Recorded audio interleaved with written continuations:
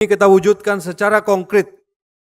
Sepanjang tahun 2025, Indonesia mengikuti 10 pencalonan penting di berbagai organisasi internasional dan seluruhnya berhasil kita menangkan.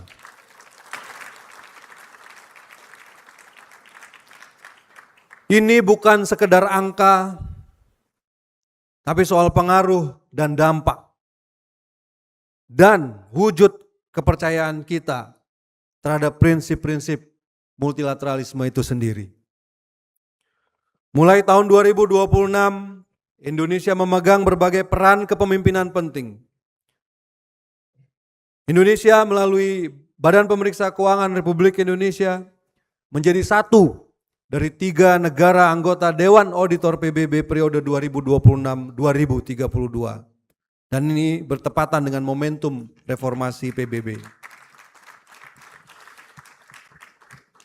Pada 8 Januari yang lalu, Indonesia resmi terpilih sebagai Presiden Dewan HAM PBB tahun 2026.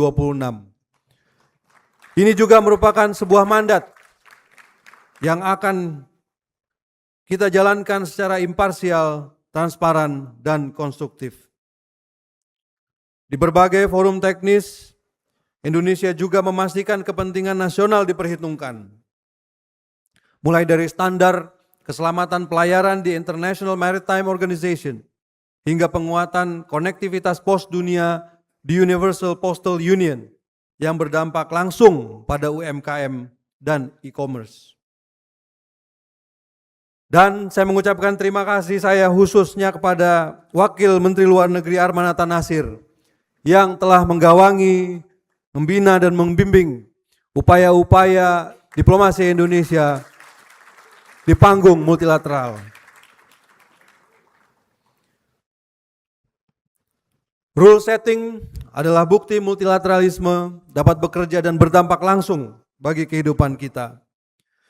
Dan Indonesia juga menyadari bahwa tantangan utama PBB hari ini adalah bagaimana memastikan reformasi di tubuhnya tidak sebatas wacana belaka. Oleh karena itu, dalam momentum 8 tahun PBB, Indonesia secara aktif terlibat dalam berbagai inisiatif UNAT. Arah yang kita dorong konkret, PBB harus lebih responsif, efisien, dan berdampak nyata di lapangan. Atas dasar inilah, Indonesia kembali mencalonkan diri sebagai anggota tidak tetap Dewan Keamanan Perserikatan Bangsa-Bangsa tahun 2029-2030. Hal ini kita lakukan bukan untuk prestis semata, tetapi untuk memastikan bahwa sistem tetap berfungsi, bahkan di tekanan yang semakin besar, dan sebuah upaya menunjukkan komitmen Indonesia untuk memperbaiki dan mereformasi institusi multilateral.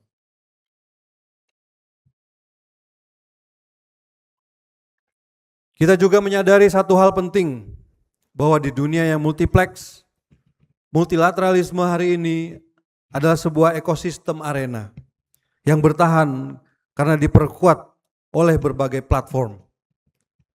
Ketahanan nasional dibangun dengan hadir secara konsisten di arena-arena itu, dengan prinsip yang jelas dan arah yang kita tentukan sendiri. Karena itu, Indonesia aktif di BRICS, G20, APEC, OKI, dan berbagai forum strategis lainnya. Bukan untuk memilih kubu, tetapi untuk menjembatani kepentingan dan memperluas ruang strategis bagi Indonesia. Because resilience is built through networks, not isolation.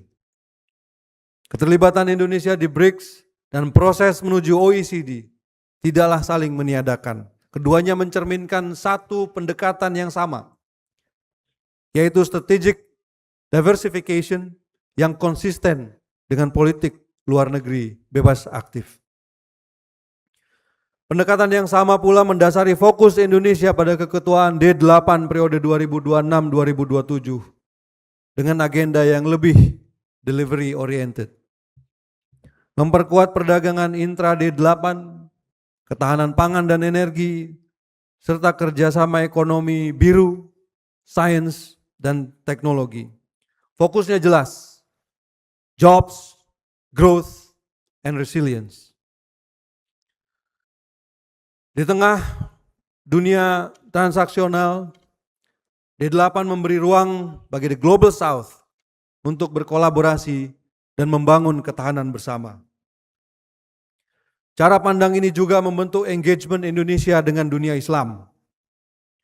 Bagi Indonesia, dunia Islam adalah mitra kunci yang perlu dikelola secara fokus, terencana, dan lintas sektor.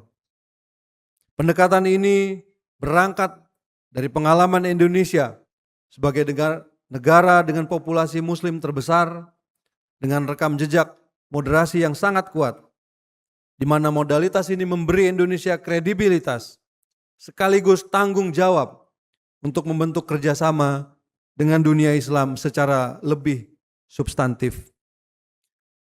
Oleh karena itu saya juga mengucapkan terima kasih kepada Wakil Menteri saya Bapak Dr. Anies Mata yang secara khusus mengawaki diplomasi Indonesia dengan dunia Islam.